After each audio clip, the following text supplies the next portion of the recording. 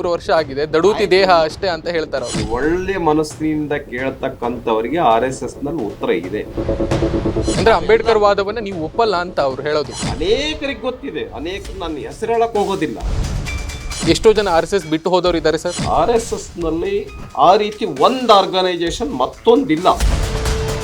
RSS ನ ಪ್ರಮುಖರು ಬಿಜೆಪಿಯ ನಾಯಕರನ್ನ ಬಾಯಿ ಮುಚ್ಚಿಸಿದ್ದಾರೆ ಅನ್ನುವಂತಹ ಚರ್ಚೆಗಳೆಲ್ಲ ರಾಜಕೀಯ ವಲಯದಲ್ಲಿ ಆಗ್ತಾ ಇದೆಯಲ್ಲ. ಕೆಂಡಾಮಂಡಲ ಆಗುವ ಅಗತ್ಯತೆನೇ ಇಲ್ಲ. ಬಿಜೆಪಿ ಹಾಗಾದ್ರೆ RSS ನ ಪೊಲಿಟಿಕಲ್ ಫೇಸ್ ಅಲ್ವಾ? ದೀನ್ ದಯಾಳ್ ಉಪಾಧ್ಯಾಯ ಯಾರು? ಅಟಲ್ ಬಿಹಾರಿ ವಾಜಪೇಯಿ ಯಾರು?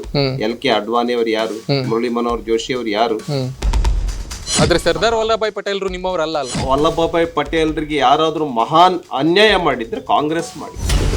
ನಿಮ್ಮ RSS ನನ್ನ ಸ್ವಾತಂತ್ರ್ಯ ನಂತರದ ಭಾರತದಲ್ಲಿ ಮೊಟ್ಟ ಮೊದಲ ಬಾರಿಗೆ ಗೃಹ ಮಂತ್ರಿ ಆಗಿದ್ದಾಗ ನಿಷೇಧ ಹೇರಿದವರು ಸರ್ದಾರ್ ವಲ್ಲಭಾಯ್ ಪಟೇಲ್ರು ಅಂತ.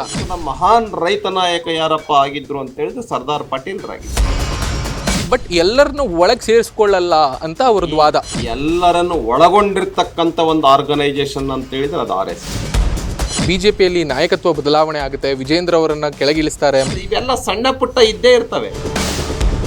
ಮುಂದೆ ಬರುವಂತ ಚುನಾವಣೆಗಳಲ್ಲಿ ಏಕಾಂಗಿಯಾಗಿ ಬಿಜೆಪಿ ಸ್ಪರ್ಧಿಸ್ತಿಲ್ಲ ಅನ್ನುವುದನ್ನ ಪರೋಕ್ಷವಾಗಿ ನೀವೇ ಹೇಳ್ತಾ ಇದ್ದೀರಿ ಅನ್ನೋದಾಯ್ತು.